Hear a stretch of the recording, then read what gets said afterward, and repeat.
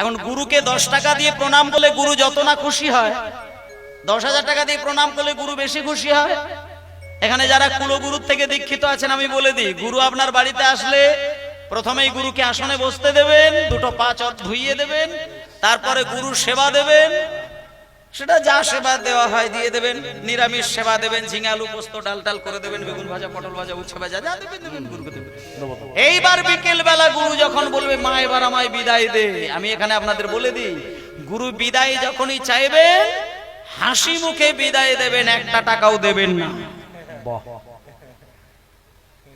গুরু দেখবেন পা ঘষবে, আপনার বাড়ি থেকে যাবে না।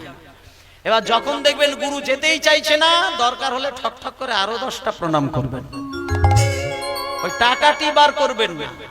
শেষে যখন বুঝবে ও বেটা দেবেই না, পাশের ঘরে প্রণাম করতে গিয়ে যখনই ওই মানে ভম্বলের মা, সে যখন প্রণাম করতে গিয়ে 10,000 টাকা দেবে, তখন ওই ছোট্ট বুক ডায়েরি সেইটা বার করে আবার ওর মোবাইল নম্বরটা নিয়ে রাখবে, বলবে তোর হোয়াটসঅ্যাপ নম্বরটা দিবি মা, মাঝে মাঝে খবর নিব, বলে এইবার না খবর নেবে কেন? তাহলে এই যে যিনি দীক্ষা মানে সাম্মানিক দিল না, প্রণাম করলো, টাকা দিল না, তার কোনো খোঁজ নেই। যে যত বেশি গুরুকে টাকা দেবে তত বেশি গুরুত্ব বাড়বে। তাহলে ভক্তি কিসে?